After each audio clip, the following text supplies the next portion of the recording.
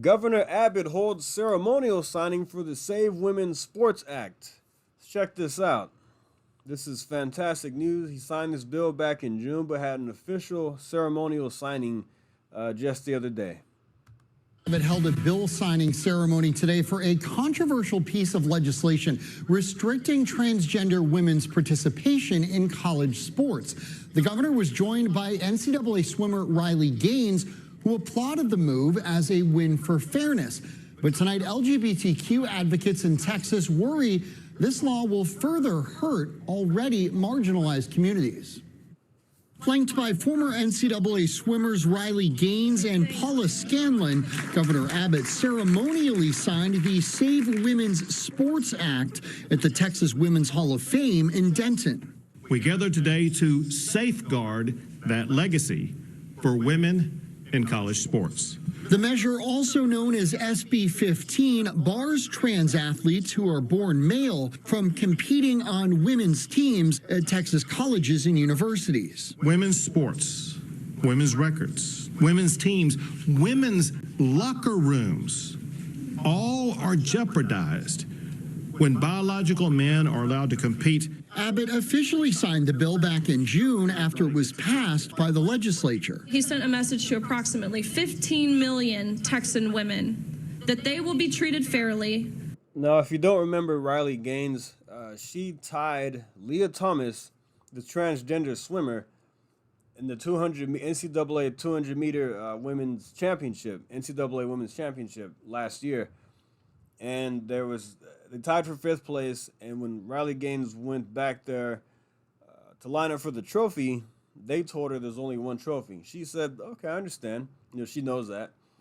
And then they told her, we're going to be giving this trophy to Leah Thomas, and you will get yours in the mail. Great job. When she asked why, they said, well, we're just going in chronological order. I think it's BS. I think they were doing that just because they want to virtue signal and show the transgender athlete holding up a trophy for the media. Yeah. On the playing fields, in the sport arenas, and inside the locker rooms. Gaines and Scanlon both competed against trans swimmer Leah Thomas, whose championship win they say exemplifies the need for this law.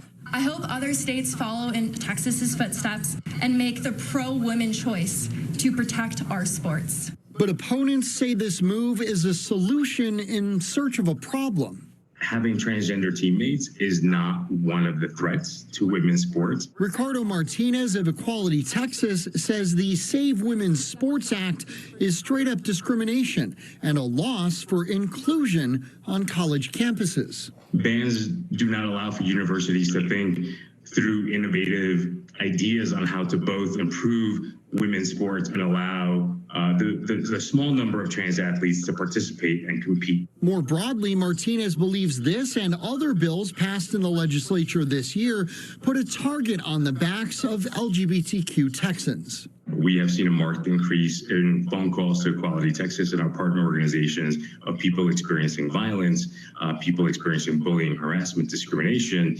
We're seeing more of it. And that's unfortunately what we expected to see. 2 years ago, Governor Abbott signed a similar law requiring transgender high school athletes to compete only on teams that correspond to their biological. No, I don't agree with people being threatened or anything like that, or violence. That is totally uncalled for, no matter what group you're in or whatever. I don't agree with that. It's wrong. But at the same time, you should not be allowed, if you're a biological man, you should not be allowed to go in a women's locker room and play on a women's sports team or a girls' sports team. It is totally uncalled for because you are naturally stronger than the woman, have more physical abilities in a lot of ways than the female does.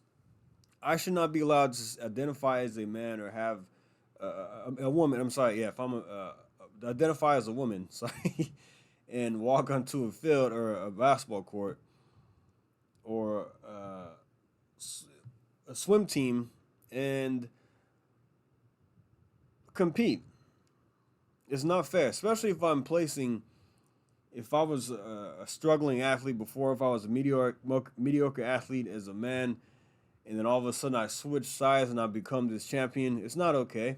Look, they're gonna have to find ways to work around this. Look, if it means having some kind of transgender sports team, then do that and play against each other. Yeah, there may be a small number, but I'm sorry, biological men, should not be allowed to play in women's sports. Point blank, period. Now, I know maybe a lot of governors do this, but I know Governor Abbott, he signs these bills after they are passed in the legislature, then he holds an official ceremony afterwards. I guess it's more symbolic heading into when these laws take effect. You know, a lot of these take effect on September 1st. So a lot of this is more symbolic after the bill is already signed in the first place. But I reported on this earlier when it was, I believe back in June. I reported on this. But it's good to see this is getting more attention, that Texas is taking a stand to protect women's sports, as we should. There's no reason why women should have to work so hard for years and train to get to a certain level in their chosen sport just to be defeated by a man. It's ridiculous and it's not fair. So great job, Governor Abbott. Great job to the other Republican governors who have stepped up to the plate and not taking a stand against this nonsense. It's sad we've come to this, but hey, this is the way you fight back against the radical left. All right, guys, thanks for listening. Like and subscribe. I'll see you next time. Thank you. Take care.